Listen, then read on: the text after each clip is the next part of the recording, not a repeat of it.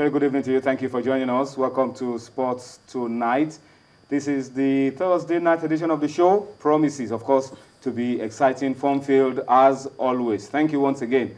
And please, we promise that for the next 45 minutes that we'll be bringing Sports Tonight your way, we will do all that we can to make it as enjoyable, as fun-filled, as exciting, as informative as possible for you this Thursday. My name is Tony Ibitoye.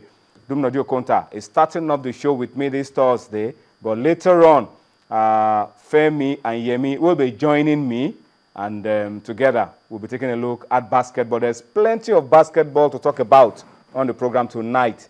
Plenty on the domestic scene, plenty on the continental scene, and plenty, of course, on the international scene. So you are in for a swell time on Sports Tonight this Thursday. But let me welcome the man starting off the show with me tonight, Dumnadio Konta.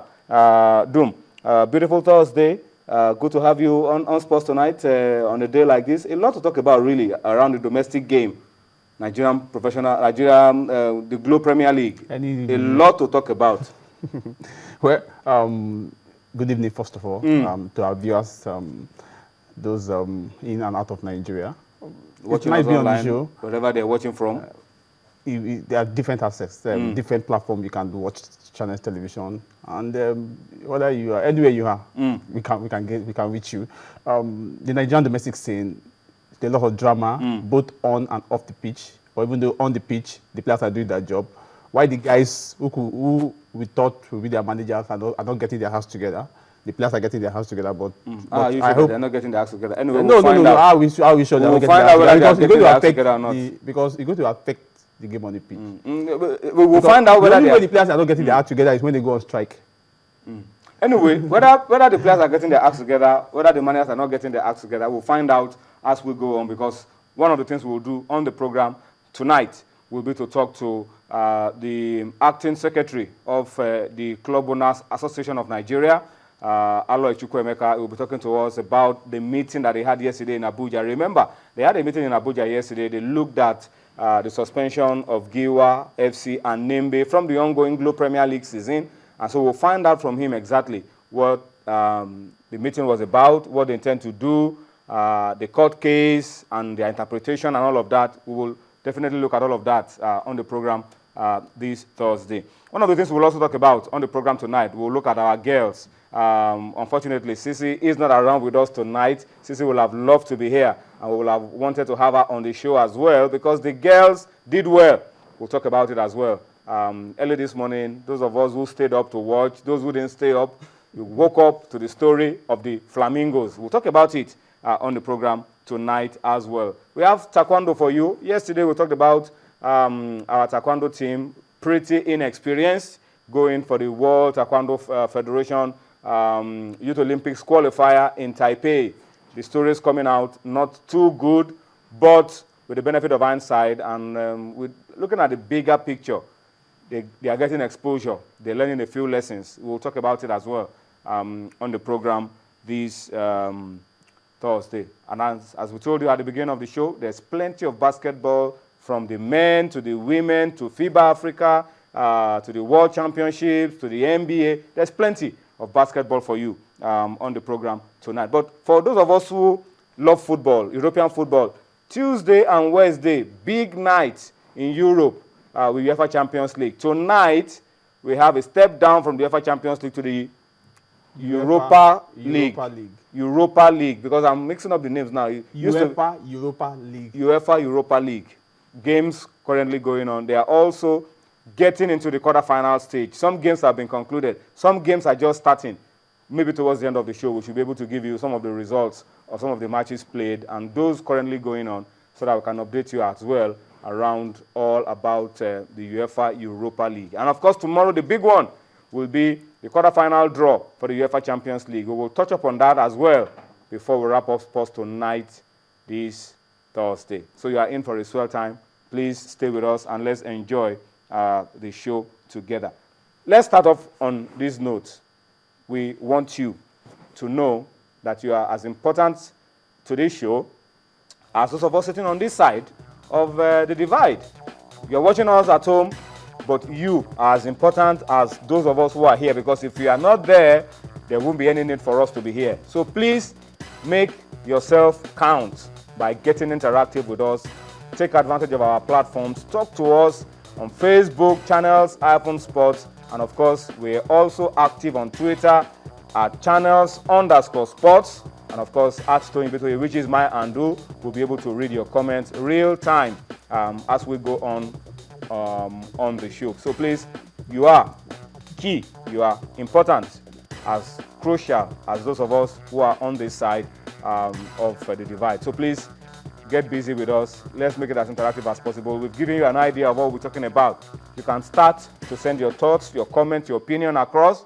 We will create enough time to get them across to millions of those who are watching us on all platforms, on TV, online, wherever, across the world. Your opinion matters. So please get busy with us as well. Dumnodi, let's start with a good one.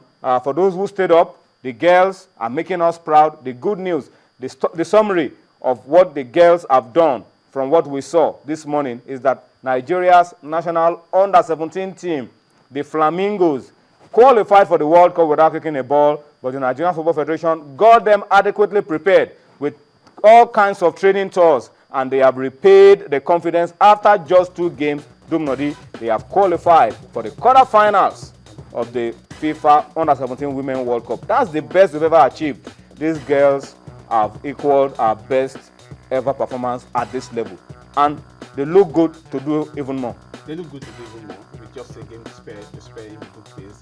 At least a formality game against Mexico, who are on top of the table. Formality game, but crucial game. Crucial game. Because yes. we can decide whether we top the group or not.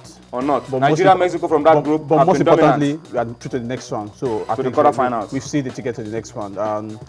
Brilliant performance from these girls. The Colombia went ahead. Joy Bokiri equalized before Uche Nakanu, our second goal of the tournament, to pull Nigeria into the next round of the tournament. So joining Ghana in the next round, of course, leaving out Zambia, who have crashed out of the tournament. So 2 out of 3 for Africa. Brilliant. Which is okay. That's like how many percent? 2 out of 3. That's because almost, it's an even number. If it's maybe 2 out of 4, you can presume, but at least it's 6%. Let's give them 75 because we lost one. So it's a way of. I'm particular about the result because Nigerians are always wants the result, so that they won't say women football in Nigeria has dropped. But the focus is getting these girls, get to the Falconet, get to the Super Falcon, and seeing the majority of these girls get to play in the next World Cup. I think the next World Cup, Senior Women World Cup is going to be in 2019. 2019. The next one is 2015. 2019. Some of them may make 2015. They will make. Like Yezo, they will make. Some of their standing players may make 2015. He made because we've seen players who played at this level get to play for the Super Falcons. Some of them from the Falconet play for the Super Falcons. We've seen that before. The outstanding one. So I think for Balak Niku, the preparation in Abuja, even though they didn't kick a ball qualify, the preparation in Abuja, played against their seniors, that's the Falconet, played against Ghana on 2 legs, went on tour, played against Belgium, played against some clubs in Portugal, both women and on a 14 boys club. I think that preparation was massive. That is one thing we mustn't fault the NFF for.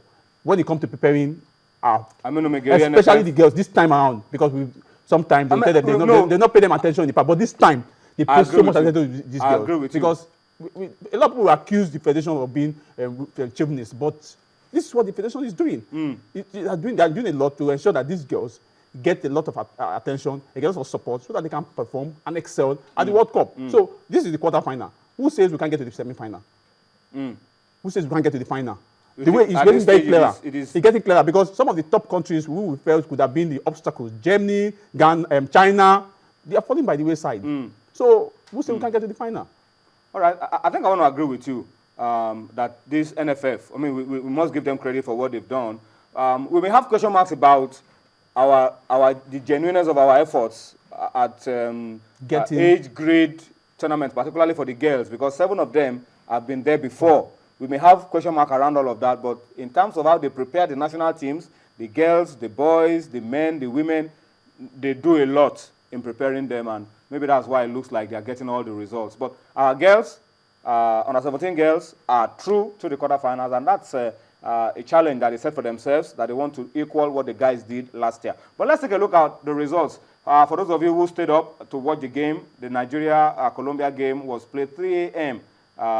Today, and a lot of people stayed up to watch, and it wasn't a waste of time because our guests were able to get desired results. So let's look at the results from games played today.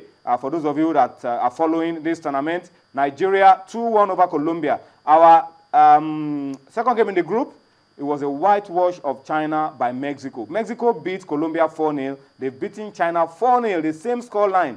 And we beat Colombia 2-1. We beat China 2-1. Our job surely is cut out when we face Mexico Monday morning. Winner-take-all situation. It's a winner-take-all situation because Nigeria and Mexico have qualified from the group.